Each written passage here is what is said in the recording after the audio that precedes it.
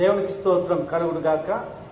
మీ అందరికీ మన ప్రభువును రక్షకుడైన యేసుక్రీస్తు నామమున ఈ దినపు శుభములు తెలియజేస్తూ ఈ డివోషన్లోకి మిమ్మల్ని అందరినీ ప్రేమపూర్వకంగా ఆహ్వానిస్తూ ఉన్నాను.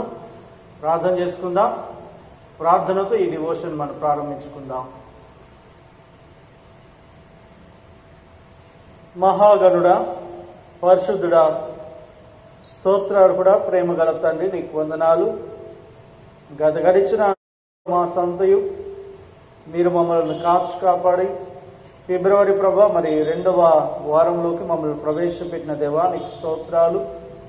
ముఖ్యంగా దేవా మరి డివోషన్ ద్వారా మిమ్మల్ని స్తుతించి నీ వాక్యాన్ని ధ్యానించబోతుండగా మీరు మాకు తోడుగా ఉండమని, ఈ డివోషన్ అంతట్లో మీ సన్నిధి మాకు తోడుగా ఉంచి మమ్మల్ని నడిపించమని యేసుక్రీస్తు పేరట వేడుకుంటున్నాం పరమ తండ్రి, ఆమేన్. అందరూ కలిసి ఆంధ్ర క్రైస్తవ కీర్తన నుండి 778వ కీర్తన, అనుబంధ కీర్తన నుండి 798వ కీర్తన హల్లెలూయా అని పాడి స్తుతింపను రారే ఈ పాట పాడుకుందాం.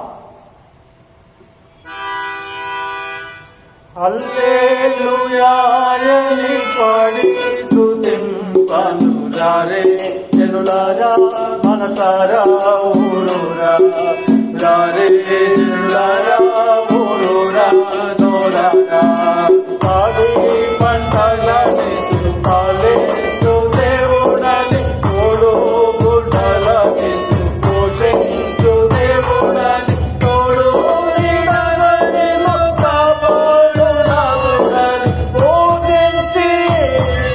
పూజించి పాటించి చాటించరారే హల్లెలూయా అని పాడి స్తుతింపరారే జనులారా, మనసారా ఊరూరా రారే జనులారా, ఊరూరా నోరారా.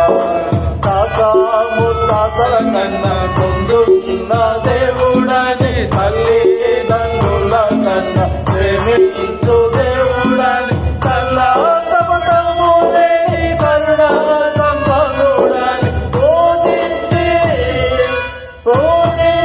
పాటించి చాటించరారే హల్లెలూయా అని పాడి స్తుతింపరారే జనులారా, మనసారా ఊరూరా రారే జనులారా, ఊరూరా నోరారా. రాజాధిరాజుల కన్నా రాజైన దేవుడని, నీరాజి నీతులను ప్రేమించవచ్చెనని, ఈనాడేను ఏకరీతిగా ఉన్నాడు. పూజించి పాటించి చాటించరారే హల్లెలూయా అని పాడి స్తుతింపరారే జనులారా, మనసారా ఊరూరా రారే జనులారా, ఊరూరా నోరారా. దేవునికి స్తోత్రం. దేవుని బిడ్డలారా, నేటి డివోషన్ కొరకు ఏర్పాటు చేయబడిన బైబిల్ పాఠములు పాత నిబంధన గ్రంథము నుండి ద్వితీయోపదేశ కాండము 27వ అధ్యాయము 1 నుండి 26వ వచనం వరకు, పత్రికా పాఠము నుండి అపోస్తలుడైన పౌలు రోమీయులకు రాసిన పత్రిక 14వ అధ్యాయము 18వ వచనం నుండి చివరి వరకు, 15వ అధ్యాయము మొదటి 6 వచనాలు. ఈ 2 పాఠ్యభాగం నుండి ఏర్పాటు చేసుకున్న అంశము దీవెనలు మరియు శాపములు, blessings and curses. Blessing and curses. దేవుని బిడ్డలారా, ఈరోజు చదవబడిన ఈ 2 పాఠ్యభాగాల్లో దేవుని యొక్క ఆశీర్వాదాలు ఎలా ఉన్నాయి, మరి ఏ విధంగా శాపాల నుండి విమోచింపబడాలి, దేవుని యొక్క ఉగ్రత నుండి తప్పించబడి ఆశీర్వాదాలకు శాపాలకు మధ్య ఎటువంటి వ్యత్యాసం కలిగి ఉన్నాము, ఏ విధంగా ప్రభువు కొరకు కనిపెట్టుకుంటూ దేవుని యొక్క ఆశీర్వాదాల చేత నింపబడాలో ఆ చక్కటి మాటలు ఈరోజు వాక్యం మనకు తెలియజేయబడతా ఉన్నది.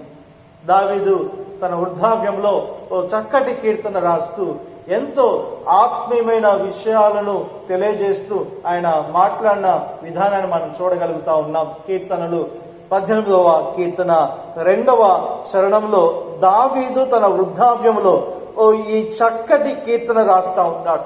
ఈ చక్కటి కీర్తన ఎందుకు రాస్తా ఉన్నాడంటే దేవుని యొక్క దీవెనలు ఏ విధంగా పొందుకున్నాడు, తన జీవితంలో శాపాలకు పాపాలకు తావు లేకుండా, శత్రు భయం లేకుండా దేవుడు తను విమోచిస్తూ మరి శత్రులందరి చేతిలో నుండి, ముఖ్యముగా సౌలు చేతిలో నుండి యెహోవా అతని తప్పించిన దినమున ఆయన దేవుణ్ణి స్తుతిస్తూ ఆయన ఇచ్చిన మేలులు ఆశీర్వాదాలను తలంచుకుంటూ ఆలోచన చేస్తూ ఈ చక్కటి కీర్తన ఆయన రాస్తూ ఆయన చెప్పిన మాట ఏంటంటే 2వ వచనములో, యెహోవా నా శైలము, నా కోట, నన్ను రక్షించువాడు అని చెప్తూ దేవుని యొక్క శక్తి సామర్థ్యాన్ని గూర్చి ఆయన చెప్తా ఉన్నాడు. దేవుడు ఏ విధంగా అన్ని విషయాల్లో తనకు తోడై ఉండి తను దీవిస్తూ ఆశీర్వదిస్తూ తన శత్రువులపై తనకు విజయాన్నిస్తూ తన పాపాలకు ప్రాయశ్చిత్తానికి తన శాపము నుండి విడుదలను ప్రతి విధమైన కార్యాలు దేవుడు చేసిన విధానాన్ని తలంచుకుంటూ ఈ చక్కటి మాటలు చెప్పగలుగుతా ఉన్నాడు. అటువలే ఈరోజు చదవబడిన పాత నిబంధన గ్రంథములో ద్వితీయోపదేశ కాండము 27వ అధ్యాయంలో ఇశ్రాయేలు ప్రజల గురించి మోషే మాట్లాడుతూ ఉన్నాడు. మోషే 3వసారి తన గంభీరమైన స్వరముతో ఆయన చక్కటి వాగ్దాటితో తన ప్రజలైన ఇశ్రాయేలు జనులతో ఆయన మాట్లాడుతూ ఉన్నాడు. దేవుని ప్రజలుగా ఆయన నడిపిస్తున్న నాయకుడిగా ఉంటూ ఒక ప్రవక్తగా ఆయన అంత మాత్రమే కాదు కానీ దేవుని సేవకుడిగా నిలబడి ఆయన 3వసారి ఒక చక్కటి సందేశాన్ని వాళ్ళకి తెలియజేస్తున్న విధానాన్ని మనం చూడగలుగుతా ఉన్నాం. ఈ 27వ అధ్యాయం అంతా కూడా మోషే వారికి ఇస్తున్న సందేశాన్ని గురించి చెప్పబడతా ఉన్నది. ఈ సందేశంలో ఉన్న ప్రాముఖ్యమైన సంగతులు ఏంటంటే ఇశ్రాయేలు 12 గోత్రాలు. ఈ 12 గోత్రాల్లో 6 గోత్రాలు వారు చేయవలసిన విధులు, మిగిలిన వారందరూ కలిసి వారి యొక్క వారు చేసిన పొరపాట్లను, తప్పులను, శాపాలను ఒప్పుకుంటూ దేవుని ఉగ్రతకు చోటివ్వకుండా విమోచింపబడటానికి దేవునితో ఒక నూతన నిబంధన అనే వడంబడికలోకి వారి జీవితాలు మరొకసారి ప్రవేశించుకోవటానికి ఈ చక్కటి ఆలోచనతో వారు ముందుకు వెళ్తున్న సందర్భాన్ని మనం చూడగలుగుతా ఉన్నాం. అందుకే 100 కీర్తన గ్రంథంలో ఈ చక్కటి మాటలు దావీదు సెలవిచ్చినట్లుగా ఇశ్రాయేలు ప్రజల గురించి కూడా ఇక్కడ మోషే మాట్లాడుతూ ఉన్నాడు. 27వ అధ్యాయం 27వ అధ్యాయం 1 నుండి 8వ వచనంలో ముందున్న భవిష్యత్ కాలంలో ద ఫ్యూచర్, భవిష్యత్ కాలంలో జరగబో కార్యాలు ఎలా ఉండబోతా ఉన్నాయి, ఆ కార్యములు ఏ విధంగా వారు చేయవలసిన అనుదిన కార్యకలాపాల గురించి, వారు అనుదిన జీవితంలో చేయవలసిన పనుల గురించి ఈ 1 నుండి 8వ వచనం వరకు తెలియజేస్తాడు. 9వ వచనం నుండి 10వ వచనంకు ప్రస్తుతం దేవుని యందు భయభక్తులు కలిగి ఎలా జీవించాలి, ప్రస్తుతం మన జీవితాలు ఎలా ఉండాలి. ఈ యొక్క 27వ అధ్యాయంలో దేవుడు యొక్క మార్గంలో నడిపించడానికి మోషే ఏమని గుర్తు చేస్తున్నాడంటే భూత భవిష్యత్ వర్తమాన కాలాల గురించి మాట్లాడుతూ ఉంటాడు. జరగబో సంగతులను, ప్రస్తుతం ఉన్న పరిస్థితులను, జరుగుతున్న పరిస్థితులను వివరిస్తూ వారి ముందున్న గొప్ప ఆలోచన గుర్తు చేస్తూ ఉన్నాడు. ఈ మాటల ద్వారా భూత భవిష్యత్ వర్తమాన కాలాల గురించి ఆయన మాట్లాడుతూ ఈ చక్కటి మాటలను ఆయన తెలియజేస్తున్న సందర్భాన్ని చూడగలుగుతా ఉన్నాం.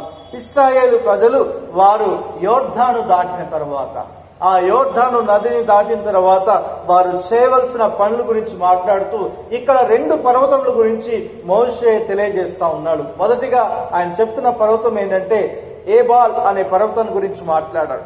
ఏబాల్ అనే పర్వతము, ఈ పర్వతము సమరయ ప్రాంతములో ఎత్తైన పర్వతము, సుమారుగా 3000 అడుగుల ఎత్తుగల గొప్ప పర్వతము ఈ పర్వతము ఎక్కడ ఉందంటే ఈ పర్వతానికి సమీపంగా షెకెము పట్టణం ఉంది.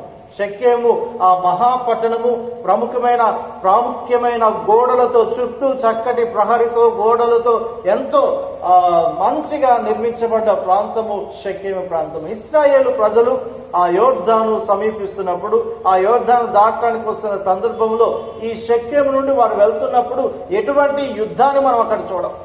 ఎటువంటి యుద్ధ వాతావరణాన్ని మనం అక్కడ చూడం. దేవుడు వారి పట్ల ఏ విధమైన కార్యాలు కలిగి ఉన్నాడో మనం చూడగలుగుతా ఉన్నాం. షెకెంలో ఉంటున్న వారందరూ కూడా యెహోవా చేస్తున్న కార్యాలు, యెహోవా ఇశ్రాయేలు ప్రజల పట్ల చేస్తున్న అద్భుతాలను బట్టి వారు ఆ షెకెం వారు వారిపై యుద్ధానికి కూడా సిద్ధపడలేకుండా ఉన్నట్లుగా మనం చూడగలుగుతా ఉన్నాం. ఇటువంటి ప్రాముఖ్యమైన ప్రదేశాన్ని గురించి యెహోషువ గ్రంథములో మనం చూడగలుగుతా ఉన్నాం.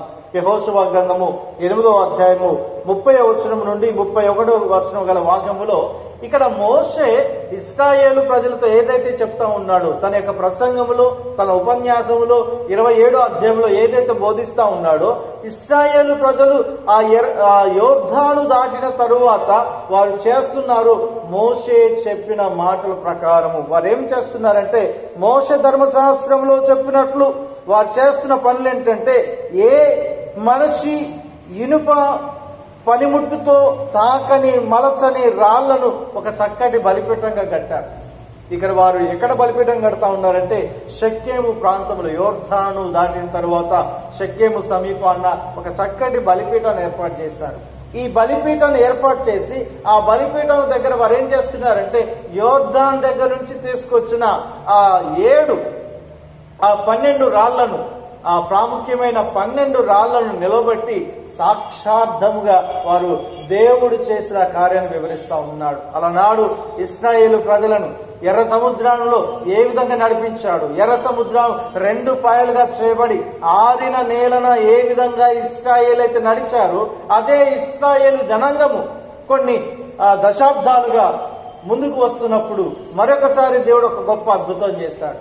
పాలు తేనెలు ప్రవహించి దేశంలోకి వారు ప్రవేశించబోతున్నప్పుడు, యోర్దాను దాటుతున్నప్పుడు, యోర్దాను నది ఎంతో ఉధృతంగా ప్రవహించే ఆ నది, ఆ ప్రాముఖ్యంగా కోతల కాలంలో ఆ యోర్దాను ప్రవాహము ఎంతో ఉధృతంగా ఉంటుంది. ఈ ప్రవాహం కూడా దేవుడు ఏ విధంగా ఆపివేసి ఆరిన నేలమున దేవుడు వారిని తీసుకొచ్చాడన్న ఆ గొప్ప ఆలోచన, దేవుడు చేసిన అద్భుతాన్ని బట్టి వారి జీవితాల్లో సాక్షార్థముగా ఈ రాళ్లను నిలవబెట్టి వాటిపై సున్నం వేసి వారు చేస్తా ఉన్న ప్రతిజ్ఞత మనం చూడగలుగుతా ఉన్నాం.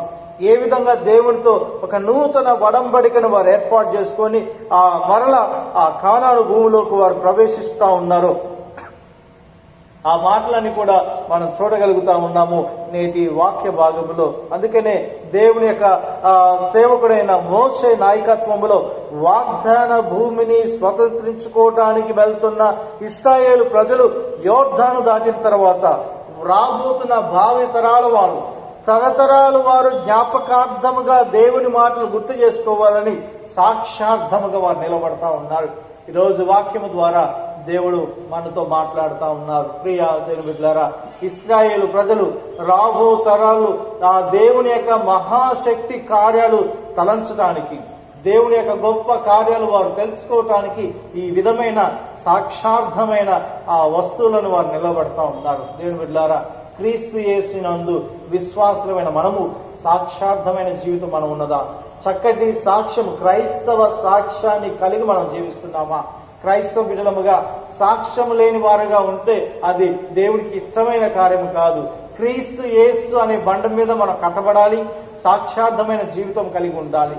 ఏ విధంగా ఇశ్రాయేలు ప్రజలు యోర్దాను సమీపంగా వారు తీసుకొచ్చిన రాళ్ళు నిలబెట్టి దేవుడు మా ఎడల గొప్ప కార్యం చేశారనే ఆ గొప్ప సాక్ష్యం కలిగినట్లుగా క్రీస్తు మన కొరకు బండగా నిలబడి మన జీవితాలకు కావలసిన మధురమైన జలాలను ఆయన అనుగ్రహించి నిత్య జీవాన్ని మనకు అనుగ్రహించిన క్రీస్తు కొరకు మనం నిలబడే వారముగా, సాక్ష్యము కలిగిన జీవితాన్ని జీవించే వారముగా ఉండాలని వాక్యం గుర్తు చేస్తా ఉన్నాడు. ఈ ఏబాల్ పర్వతాన్ని గురించి ఇంకా మాట్లాడుతూ ఆయన చెప్తున్న మాటలు ఏంటంటే, ఈ పర్వతం దగ్గర ధర్మశాస్త్రము చొప్పున వారు చేయవలసిన పని ఏంటంటే, ఏ గోత్రాలు వారు ఏ పనులు చేయాలో ఆ పనుల గురించి చెప్పబడతా ఉన్నది. ఏబాలు కొండ మీద రూబేను, గాదు, అషేరు, జెబులోను, దాను, నఫ్తాలి, లేవీలు ఈ 6 గోత్రాల వారు ఏమని చెప్పాలంటే, దేవుడు వారి పట్ల ఏదైతే జరిగించనైపోతున్నాడో, వారి జీవితంలో ఏ విధమైన పొరపాట్లు చేశారు అవన్నీ వారు ఒప్పుకుంటప్పుడు, లేవీలు పరిచారకులు వారు నడిపిస్తుండగా నడిపిస్తున్నప్పుడు ఆ లేవీలు చెప్పిన ప్రతి మాటకు వారు ఆమెన్ అనవలెననే మాట మనం గుర్తు చేయబడతా ఉన్నది వాక్య భాగంలో. నిజమే దేవుని బిడ్డలారా, వారు పాపాలను ఒప్పుకునే గొప్ప ఆ సమయాన్ని మనం చూడగలుగుతా ఉన్నాం. ప్రాయశ్చిత్త అనుభవంలోకి వస్తా ఉన్నారు. వారి పొరపాట్లను తప్పిదాలను వారు ఒప్పుకుంటూ దేవుని యొక్క మాటలు ఆ లేవీలు తెలియజేస్తున్నప్పుడు, ఆ శాప వచనములను వారికి తెలియజేయబడుతున్నప్పుడు, ప్రభువా అవి మా నుండి దూరమవుగాకున్నా ఆమెనని చెప్పుకుంటూ వారి హృదయంలో అంతరంగంలో ఉన్న ఆత్మీయమైన అనుభవాన్ని వారు బయటికి తీసుకొస్తున్నట్లుగా చూడగలుగుతా ఉన్నాం. రెండవ పర్వతమైన గెరిజీము పర్వతాన్ని గురించి మాట్లాడుతూ ఉన్నాడు మోషే. ఈ గెరిజీము ఆ కొండ గురించి మాట్లాడుతూ, ఈ కొండ షెకెముకు దక్షిణ భాగం వైపు ఉన్నది. షెకెము ప్రాంతానికి దక్షిణముగా ఉన్న ఈ గెరిజీము కొండ గురించి మాట్లాడుతూ మోషే ఇక్కడ ఏ గోత్రాలు నిలబడి ఈ మాటలు చెప్పాలో ఆ విషయాలు గుర్తు చేస్తా ఉన్నారు. తమ పాపాలు ఏ విధంగా ఒప్పుకోవాలో, దేవుని మాటలు ఏ విధంగా తెలుసుకోవాలో ఆ మాటల గురించి తెలియజేస్తూ ఈయన గెరిజీము కొండపై చెప్పవలసిన గోత్రాల గురించి, ఈ 6 గోత్రాలు సిమియోను, లేవి, యూదా, ఇస్సాకరు, యోసేపు, బెన్యామీను ఈ శాప వచనములను చెప్పుట ద్వారా, ఈ ఆశీర్వాదాల వచనాలు శాప వచనములు చెప్పడం ద్వారా దేవుని యొక్క దీవెనలు వారు ఏ విధంగా పొందుకుంటా ఉన్నారు, ఆ దీవెనలు పొందుకున్న వారి జీవితాల్లో ఏ విధముగా అవిధేయత అనేది చోటివ్వడం ద్వారా అవిశ్వాసం వారిలో ప్రారంభమై వారు ఏ విధంగా ప్రభువుకు దూరం అయ్యారో ఆ మాటల గురించి చెప్పబడుతూ, మరలా దేవుని యందు నూతన సృష్టిగా వారు చేయబడుతున్న సందర్భాన్ని మనం చూడగలుగుతా ఉన్నాం. ఇశ్రాయేలు ప్రజలు ఆరిన నేలన ఏ విధంగా నడుస్తా ఉన్నారో యెహోషువ గ్రంథంలో మనం చూడగలుగుతాం. యోర్దాను దాటిన తర్వాత ఆ గొప్ప అద్భుతం ఏం జరిగిందనేది యెహోషువ గ్రంథము 4వ అధ్యాయము 19వ వచనంలో చూడగలుగుతా ఉన్నాం. ఇశ్రాయేలులు ఆరిన నేల మీద యోర్దాను దాటుచున్నారు అనే సంగతిని మనం చూడగలుగుతా ఉన్నాం. దేవుడు గొప్ప అద్భుతాలు చేసే గొప్ప దేవుడిగా చూస్తా ఉన్నాం. అందుకే మోషే చెప్తూ ద్వితీయోపదేశకాండం 11వ అధ్యాయం 26వ వచనంలో వారితో ఏమని మాట్లాడుతున్నానంటే, నేడు నేను మీ ఎదుట దీవెనను శాపమును నీ ఎదుట ఉంచి ఉన్నానని చెప్తా ఉన్నాడు. ధర్మశాస్త్రం చొప్పున మీరు నడుచుకోవాలి.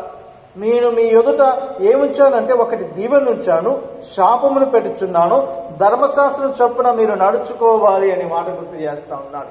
ధర్మశాస్త్రం ఏమని బోధిస్తా ఉందంటే, పాపానికి చోటు ఇవ్వకండి, పాప మార్గంలో నడవకండి, దేవుని చిత్తంకు లేవపడకుండా ఆయన ఆజ్ఞకు లోబడకుండా మీరు పాపంలో పడిపోతారని ధర్మశాస్త్రం చెప్పినట్లుగా పాపానికి మీరు చోటు ఇవ్వకుండా దేవుని యొక్క మార్గంలో నడవాలి, మీ జీవితాలు ధన్యకరంగా మీరు మలుచుకోవాలనే మాటను దేవుని యొక్క మాటగా మోషే సెలవిస్తా ఉన్నారు. ఈ యొక్క వాక్యం వింటున్న మనము దేవుని బిడ్డలారా, దేవుడు మన ఎదుట ఉంచిన ఈ దీవెనను శాపమును మనం ఏ విధంగా గుర్తు చేసుకోగలుగుతా ఉన్నాం. దీవెన వచనమును పొందుకోవాలంటే ధర్మశాస్త్రము చొప్పున జీవించాలి, దేవుని యొక్క ఆజ్ఞల చొప్పున మనం జీవించాలి. ఈ శాప వచనాన్ని వైపు వెళ్తున్నామంటే మనం దేవుని ఆజ్ఞలను అతిక్రమించే వారంగా ఉన్నాము. ఆయన ఆజ్ఞలను మీరి అపవాది చేతిలో పడేవారముగా, అపవాది యొక్క బంధకములో చెక్కబడ్డ వారముగా ఉంటామని మాట గుర్తు చేస్తా ఉన్నాడు. ఈరోజు దేవుని యొక్క వాక్యం వింటున్న మనము దేవుని యందు దీవెనలకు పాత్రముగా ఉంటున్నామా? దేవునికి దీవెనలకు దూరం అయిపోయి అపవాది బంధకములో చెక్కబడి శాప వచనాలతో మిగిలిపోతా ఉంటామా? ఎటువంటి జీవితాన్ని మనం జీవిస్తున్నామో వాక్యం మనం ప్రశ్నిస్తా ఉన్నది. దేవుని బిడ్డలారా, దేవుని యొక్క ఉన్నతమైన పిలుపు ముందుకు వెళ్తున్న మనము దావీదు చెప్పుకున్నట్లుగా, దేవా యెహోవా నా శైలమా, నా కోట, నన్ను రక్షించువాడా అని ఎంత ధైర్యంగా చెప్పగలుగుతా ఉన్నాడు.